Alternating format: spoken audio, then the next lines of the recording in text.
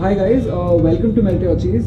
आज हम हैं सचिन पनवर के साथ, जो कि एक इंटरनेशनल लेवल साइकिलिस्ट हैं, और आज हम इनसे बात करने वाले हैं कि एक्सपीरियंस के बारे में, और ये कुछ एडवाइस भी देंगे आप यूथ को इंडिया में। सो थैंक यू सर हमको ज्वाइन करने के लिए।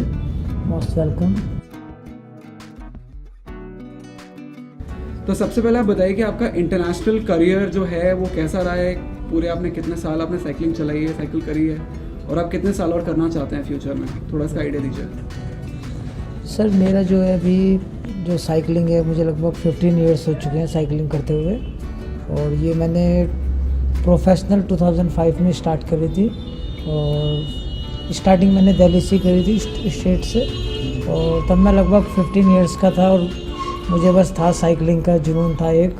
तो उसके लिए मैं रात को निकलता था 12 बजे, सुबह 6 बजे तक साइकिल चलाता था डेली। और दिल्ली में इतनी ठंड थी, और 15 इयर्स की एज में अकेला रूम लेकर रहता था। देश के लिए कुछ करने की बहुत ज़्यादा वो थी।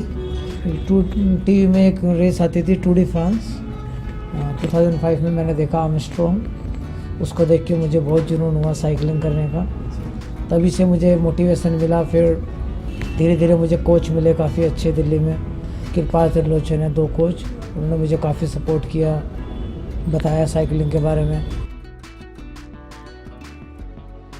मेरे पास 150 मेडल्स है, इंक्लूडेड इंटरनेशनल, और 15 नेशनल मेडल्स हैं। और लास्ट 7 इयर्स मैं रेस कर रहा हूँ out of country, France, Italy, China, Hong Kong, Thailand, Singapore, सभी जगह रेसिंग करी है। तो आपको इनिशियली जब आपने स्टार्ट किया था बचपन में, आपने अपने पेरेंट्स को कन्विंस किया था कि वो ऑलरेडी आपको साइकिलिंग में लाना चाहते थे? आपने कैसे शुरू किया था? देखिए, मेरे पेरेंट्स तो कभी भी मुझे साइकिलिंग में नहीं लाना चाहते थे। अच्छा। पर वही, मैं पढ़ाई में भी इतना अच्छा नहीं था, और फिर साइकिलिंग का मुझे इतना ज़्यादा वो था। 26 जनवरी पे हमारी सिटी में मेरठ में रेस होती है, तो मुझे उसका पता चला कि 26 जनवरी होती है, और उसके लिए भी मैं डेली 40 किलोमीटर साइकिल चलाने के बाद स्कूल जाता था, उसकी ट्रेनिंग करके। और जब वो रेस हुई तो उसमें लगभग 10 किलोमीटर की रेस थी, और उसमें जब वो सभी लोग 5 किलोमीटर फिनिश करी, तब तक मैं 10 किलोमीटर फिनिश कर चुका था, और सिंपल ऑर्डिनरी साइकिल से। तो उसके बाद उन्होंने मुझे बोला स्टेडियम में कि अगर आप साइकिलिंग करना चाहते हो तो दिल्ली जा सकते हो। फिर मैंने घर वालों से परमिशन मांगी, घर वालों ने मना कर दिया। तो फिर मैं अपना साइकिल उठा के सीधा निकल गया दिल्ली। मेरे मामा जी के लड़के हैं दिल्ली पुलिस में, तो वो उनके पास जाके रहा। फिर घर वालों ने मुझे ढूंढा 2-3 दिन, फिर तब पता चला कि मैं वहाँ पे हूँ। तो फिर फैमिली ने सपोर्ट करना शुरू कर दिया जब उनको पता चला मैं साइकिलिंग करना चाहता हूँ। तो पहली मेरी स्टेट चैम्पियनशिप हुई दिल्ली में, उसमें लगभग 15 इयर्स का था, और मैंने सीनियर कैटेगरी में अपनी ऑर्डिनरी साइकिल से खेली। और वहाँ पे जब मैंने देखा वो 50-50 हज़ार की साइकिलें ले रहे हैं, उस टाइम पे तो मुझे बड़ा अचीव हुआ। पर मैंने कभी सोचा ही नहीं साइकिल के बारे में कि साइकिल कैसी, मुझे बस रेसिंग का था, ये नहीं पता था कि साइकिल में इतना अंतर होता है, ये होता है। और मैंने उसी से अंडर 19 में, सीनियर में, दोनों सभी को बीट किया ऑर्डिनरी साइकिल से। तो उसके बाद मेरा सिलेक्शन वो नेशनल के लिए मुझे लेके गए। मेरी पहली नेशनल थी हैदराबाद, तो उसमें मेरे 4 मेडल्स आए, अंडर 17 में, अंडर 19 में। और उसमें मैंने सीनियर को 1 सेकंड से बीट किया टाइम ट्रायल में, और उसको मुझे डिस्क्वालीफाई कर दिया उन्होंने, कि बोले कि इम्पॉसिबल है, 15 इयर्स का बच्चा मैन को भी 1 सेकंड से बीट कर सकता है। उन्होंने मेडल ही डिस्क्वालीफाई कर दिया, किसी को मेडल नहीं दिया। तो उसके बाद फिर मैं इंडिया टीम में गया। वहाँ पे सभी ने बोला ये 15 साल का बच्चा कहाँ से इंडिया टीम में आ गया, यहाँ पे सब सीनियर्स हैं। फिर वहाँ पे भी मैंने सबको सिंपल साइकिल से बीट किया। तब मेरी फैमिली ने मुझे सपोर्ट किया, मुझे साइकिल दिलवाई 50,000 की। असली तो मुझे साइकिलिंग का तब पता चला 2009 में। कोच आए बाहर से, तो कुछ ऑस्ट्रेलिया से कोच आए, उन्होंने मुझे देखा यहाँ पे, तो उन्होंने मुझे बताया कि तुम तो टाइम पास कर रहे हो यहाँ पे, तुम्हारे अंदर टैलेंट है, वाकई तुम्हें बाहर जाना चाहिए। उन्होंने काफ़ी सपोर्ट करी मुझे, काफ़ी गवर्नमेंट से बात करी कॉमनवेल्थ गेम्स खिलाने के लिए, तो उन्होंने मुझे कैंप में नहीं लिया। तो फिर मुझे कनाडियन कोच मिले, वो इंडिया टीम में आए थे। तब उन्होंने मेरे लिए स्पॉन्सर ढूंढे फ्रांस में, और उन्होंने मुझे वहाँ पे टीम ढूंढी, रहना खाना सब कुछ फ्री। तब मुझे वहाँ जाके पता चला साइकिलिंग क्या होती है। आपने बताया डाइट के बारे में, तो आपकी इसे डाइट क्या रहती है नॉर्मली? अगर आप साइकिलिंग वगैरह भी करते हैं तो आपकी डाइट कुछ बदलती है कि सेम रहती है? कुछ आप प्रोटीन शेक्स भी लेते हैं क्या? देखिए सर, सप्लीमेंट भी लेते हैं क्या? देखिए सर, डाइट में तो चेंज करना पड़ेगा। नॉर्मली सी बात है, एक आदमी को नॉर्मली 2000 कैलोरी चाहिए पर डे, और हम 4000 के आसपास कैलोरी तो ट्रेनिंग में वेस्ट हो जाती है। करेक्ट। तो सीधी सी बात है, एक आदमी से 3 गुना ज़्यादा तो हम खा नहीं सकते। पेट की एक लिमिट, तो उसके लिए हमें कुछ मेडिसिन भी लेनी पड़ती हैं। और नॉर्मली मैं जो प्रेफर करता हूँ, मैक्सिमम हो सकता है कि खाने से ही पूर्ति हो जाए। मैंने कभी भी उनको हाथ नहीं लगाया, खाली विटामिन हो गए, मल्टीविटामिन, और मैक्सिमम मैं कोशिश करता हूँ खाने से हो सके। उसके लिए मैंने नॉन वेज भी खाना शुरू किया। फिर लोगों को क्या ये नहीं पता कि डाइट में लेना क्या है। अब आप सुबह भी रोटी खा रहे हो, दोपहर में भी रोटी, शाम को भी रोटी, क्योंकि बॉडी का एक सिस्टम होता है। सुबह आपको अलग तरह की डाइट चाहिए साइकिलिंग के लिए। फिर लोग सुबह, मैक्सिमम हमारे इंडिया में 90% लोग सुबह बिना खाए निकल जाते हैं राइड के लिए। तब की फुल नाश्ता ज़रूरी है, और लगभग आधा 1.5 घंटा पहले साइकिलिंग करने से।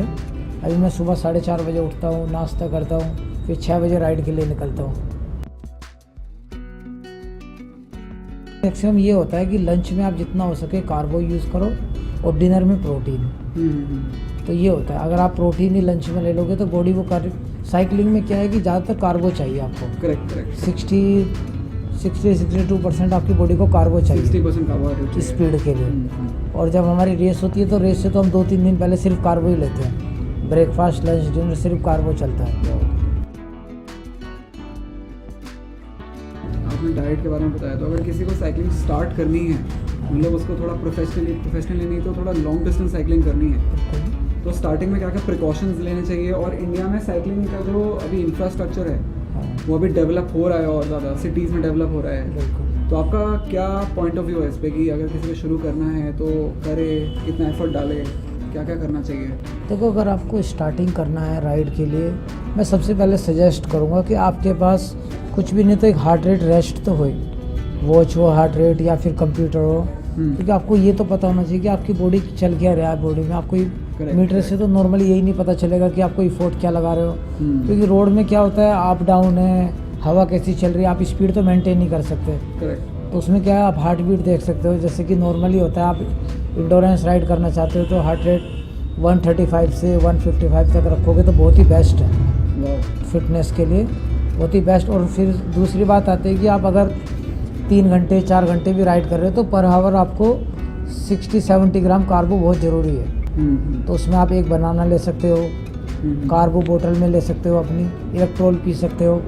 पानी तो आपको 1 बोतल 1 घंटे में ख़त्म करनी बहुत ही ज़रूरी है। वाटर नहीं तो आपको डिहाइड्रेशन हो जाएगा और मसल्स आपके डैमेज हो जाएंगे। तो वाटर तो बहुत ही ज़रूरी चीज़ होगी अपनी बॉडी के लिए। आपको जितना खाना है ना, मैक्सिमम आप कोशिश करो कि राइड करते हुए खाना है, क्योंकि उसी टाइम पे मसल डैमेज होंगे, वो बॉडी से लेगा उस टाइम पे आप राइड करते हुए। सर, आपने मेंटल परसेवरेंस की बात भी करी थी कि अगर आपको साइकिलिंग करनी है लॉन्ग डिस्टेंस तो मेंटल गेम काफ़ी आता है, क्योंकि फिजिकली तो आप एक लिमिट तक ही जा सकते हो। बिल्कुल। तो फिर आप मेंटल गेम के बारे में थोड़ा बताएंगे कि कैसे आप करते हैं और बाकी लोग भी कैसे कर सकते हैं? देखिए, मैक्सिमम मेंटली जो आप सेट होगे वो तो आपको रेसेस खेलने से एक्सपीरियंस आता है, उसी से आपका मेंटलिटी भी बढ़ती है। करेक्ट। जब आप रेस नहीं खेलोगे तो आपके अंदर डर बैठा रहता है रेस से पहले ही कि रेस में क्या करना है, कैसे करेंगे। क्योंकि देखो, आपके माइंड के ऊपर आप रेस कर रहे हो, अगर आपके माइंड में एक बार भी ये आ गया ना कि वो मेरे से तगड़ा है, तो आपको कोई नहीं जिता सकता। फिर आपकी बॉडी में ये आ गया कि वो आपकी मसल टाइट है, फिर कोई नहीं जिता पाएगा। आपको माइंड बहुत स्ट्रॉन्ग रखना पड़ेगा। देखो, पेन तो ऐसी चीज़ है, गेम तो नाम ही पेन का है। करेक्ट। देखो, बिना पेन के तो कोई भी साइकिल चला सकता है, कोई भी गेम कर सकता है। मेन बात तो तब आती है कि आप पेन में कितनी देर चला सकते हो। देखिए, शॉर्ट और लॉन्ग डिस्टेंस में ऐसा कुछ नहीं है, दोनों में सेम पावर लगती है, सिर्फ माइंड का गेम है। फिर हमारे यहाँ पे क्या है कि लोगों की थिंकिंग थोड़ी मेडिसिन्स के लिए ज़्यादा है। यहाँ पे लोग फोकस करते हैं सप्लीमेंट्स, मेडिसिन। बच्चे मैंने देखा है वो 10 दिन साइकिल नहीं चलाते और बस आके यही पूछते हैं कि सर मेडिसिन कौन सी लें। तो यहाँ पे लोगों की जो थिंकिंग है ना, वो मेडिसिन पे रुकी पड़ी है। तो ये बहुत बड़ा इफेक्ट है, उनके दिमाग में यही चल रहा है कि हाँ, इसके बिना हो नहीं पाएगा, क्योंकि वो भी दूसरों को देखते हैं वो सप्लीमेंट ले रहा है तो उनके माइंड इसी तरफ जा रहा है। तो इसको चेंज करना पड़ेगा, क्योंकि साइकिलिंग क्या है, फिटनेस के लिए सबसे बेस्ट गेम है जी। आप नॉर्मली किसी भी एज में चला सकते हैं, इंजरी फ्री है, कभी इंजरी नहीं हो सकती आपको, और आपको कभी जिम जाने की ज़रूरत नहीं, कोई सप्लीमेंट नहीं, नेचुरल डाइट है। तो मैंने जो फ्रांस में देखा है वहाँ पे मैंने 80 ईयर्स के लोग देखे हैं जो साइकिलिंग करते हैं डेली। 80 ईयर्स। बस मैं लोगों को बोलना चाहता हूँ कि प्लीज़ साइकिल को बढ़ावा दो, थोड़ा इन्वायरमेंट भी चेंज हो, थोड़ा लोग फिटनेस के लिए आगे हैं। मैंने विदेशों में देखा है, वहाँ पे चाइना जैसी कंट्री में भी मैं जाता हूँ, वहाँ पे हॉस्पिटल सब बिल्कुल खाली पड़े हैं। आप जाओगे आपका सबसे पहले नंबर आता है, कोई डॉक्टर्स भी बाहर नहीं बैठे हैं अलग से। और हमारे यहाँ पे ना डॉक्टर के नंबर आता है ना हॉस्पिटल में नंबर आता है, क्योंकि यहाँ पे लोग फिटनेस के लिए मैं चाहता हूँ वो आगे आए।